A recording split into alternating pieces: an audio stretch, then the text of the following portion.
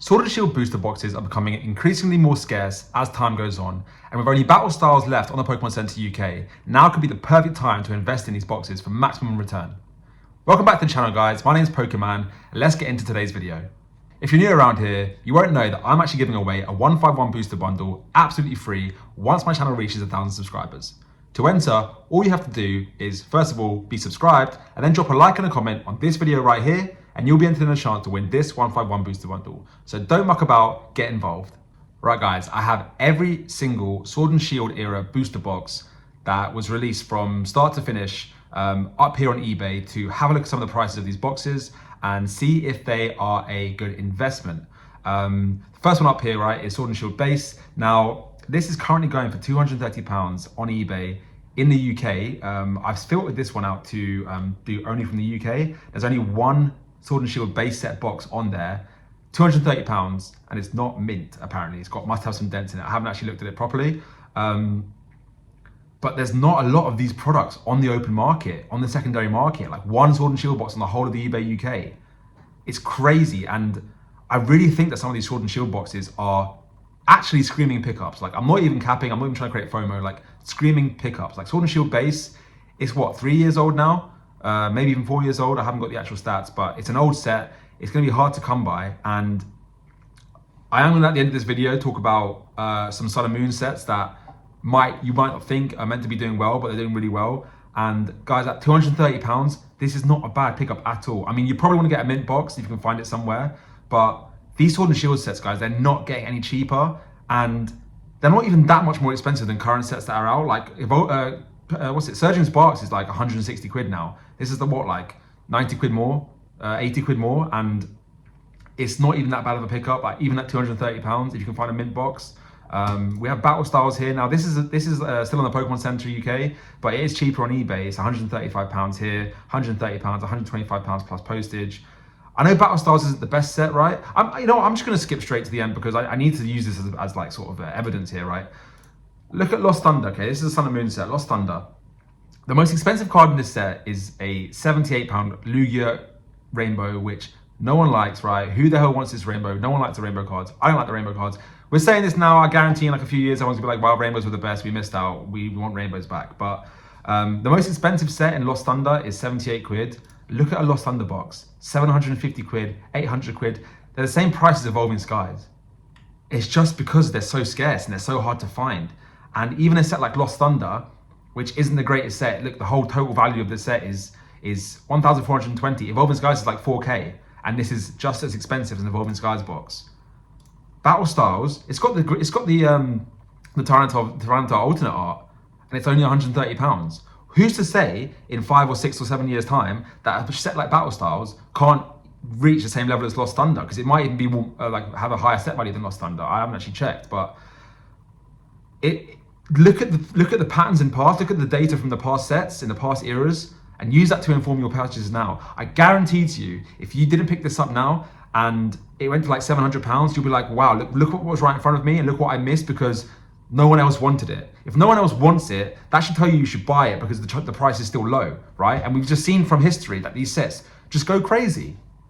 Darkness Ablaze, no one likes this set. It's still got that Charizard VMAX, which is awesome. 150 quid, screaming buy. These are all, like, I really think the whole community, the whole hobby is just so fixated on prismatic evolutions and the new sets coming out for Scarlet and Violet that they're really forgetting about the cheap prices of these Sword and Shield era boxes. Darkness Ablaze, 145 quid. Rebel Clash, 230 quid. Like, okay, it's a bit more expensive. Rebel Clash is about 200, 230, 250. But if you look at Lost Thunder, you just have to compare it to these sets, right? And decide whether you want to make the play. Of course, right, you look at something like Darkness, look at something like Rebel Clash, right? £230. Then you come to something like, where is it? Fusion Strike, which is cheaper. And I think Fusion Strike's a better set. So you do have to make your own decisions with these Sword and Shield sets.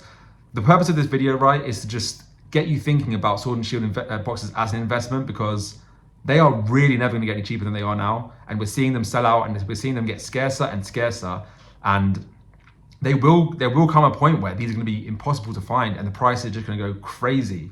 So yeah, Rebel Clash, I mean, yeah, again, 240 quid. It probably wouldn't be my first pickup from the Sword and Shield era, but it doesn't mean that it's not a bad pickup. And yeah, so let's move on. We'll have a look at Chilling Reign. Now, Chilling Reign is an amazing set, right? It's got all those legendary birds. It's got the Blaziken as well. And this is just as expensive as Darkness Ablaze, and I think this is a better set than Darkness Ablaze. So I would be tempted to go for Chilling Reign as an investment. I think it's a great investment at 230 quid. Again, guys, just use the data, look at the past data. For me, even at 199 pounds, I know it was on the Pokemon Center, but Fusion Strike, it's under 100 quid, 185 quid, guys. That's a buy. For me, that's a buy. And these sets, they have such good chase cards in them as well.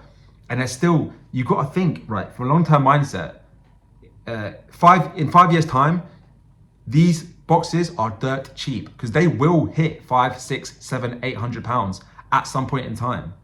And you've got to remember that that will definitely happen. It will definitely happen.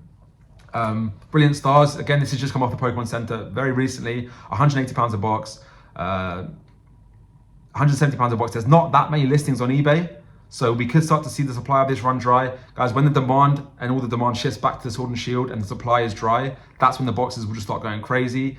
And you're going to kick yourself that you didn't pick them up at this moment in time. Because right now, the Sword and Shield boxes are still available in lots of places, but it won't be like that for long. And you have to make the move now, otherwise you will miss out. Astral Radiance, 150 pounds a box, 210 pound a box. There's still a lot of chase cards in this set, right? You got the Starmie, you got the Dialga and Power Girl alternate arts, which are absolutely stunning as well. There's another one, the most expensive card in the set, and I forget what it is, but there is a top chase card in this set, and I forget what it is, but again, I'm sounding like a broken record here. Lost Origin, still a pickup at 250 pounds, still a bloody good set, 235 pounds, 240 pounds. These sets will hit that next level of price in the next 3 to 5 years, without a shadow of a doubt. And I just want to make this video to, again, get you guys thinking about possible investments in the Sword and Shield era whilst they're still there, because they won't be for that long. With something like Lost Thunder, there's not that many on eBay. There's there's 2 boxes on eBay and a 12 box blister. They are so scarce. They don't really exist. Now, let's have a look at another one, okay? So we've got Celestial Storm here. We do have a decent chase card in the list here, but again, it's only 160 pounds.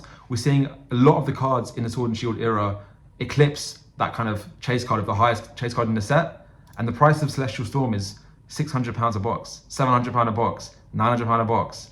Like, it's just dumb. These boxes just go crazy. And we're looking at, I've got right here, I have the boxes before they become the Celestial Storms, the Lost Thunders. And you have to be realizing that these are great pickups. They are solid pickups. And yeah, Lost Origin, Silver Tempest, this is the last set from the era. It's a banger set. It's got the Lugia. The Lugia is better than any card in Lost Thunder, any card in Celestial Storm. And the Celestial Storm and Lost Thunder are 700 pound boxes. They are the same as Evolving Skies just because they're old. These aren't old yet. These aren't as old as they should be. They will become old. And when they do become old, you will want to be having them in your collection because you can make some real amazing gains off these if you just bite the bullet and pay that little bit more than what you're paying now for a Surging Sparks to get an older set, which has potentially a higher upside. Guys, it might not get to those levels. I personally can't see it get to those levels because they are much better sets than Lost Thunder and Celestial Storm. And yeah, I just think Sword and Shield is such a great pickup right now. We're seeing how so many people are entering the hobby and wanting to open things that are older. And while Sun and Moon and X or Y are out of the price ranges, they're going to look for the next oldest set, or I think the next oldest affordable set, because it won't be Diamond and Pearl or Black and White. It will be Sword and Shield. And we're going to see a lot of the money start to move towards Sword and Shield as new people come in the hobby, as they see these alternate art cards, like, wow, I want to chase that, people who weren't here when Sword and Shield was around will want to get that chase of looking for an alternate art, looking for an alternate V-Star, V-Max, because they are sick cards and they're sick cards to chase. Yes, the pull rates are dreadful, but it doesn't matter. Like, pull rates have only made boxes more expensive if they're more dreadful. So I just really wanted to come on here and talk about Sword and Shield because I just think it's really screaming to buy, and I don't think anyone's talking about it right now. It's such a great era. It will be looked on really fondly. I know that the All Arts crashed, and I know that they're not doing that great right now, but things like the Giratina, what else is doing amazingly in this era? The Chilling Reign cards are doing really well. The Blaziken, the Giratina, like I said, the Lugia is doing amazing. I think the Charizard is completely undervalued in this set. Everyone says that. The Tyranitar in this set, I think, is one of my favorite card in the whole of the Sword and Shield era. One of them, and there's just a lot of money to be made in these sets. And I really think, guys, have a think about it. Have a think about putting some money into these old sets whilst they're still readily available on the secondary market. And I do think you're in for a good return in the long run. And I really hope we can make some money off these, because that's what it's all about for these Sword and Shield sets. So that's it for me, guys. I really hope you enjoyed the video. I just wanted to come and talk about these Sword and Shield sets, because I do think they're not going to get any cheaper, guys. This is the cheapest you'll find them, and they are plays to be made here. So yeah, that's all for me, guys. I really hope you enjoyed the video again. Please like and subscribe and comment and let me know what you think, and I'll see you in the next one.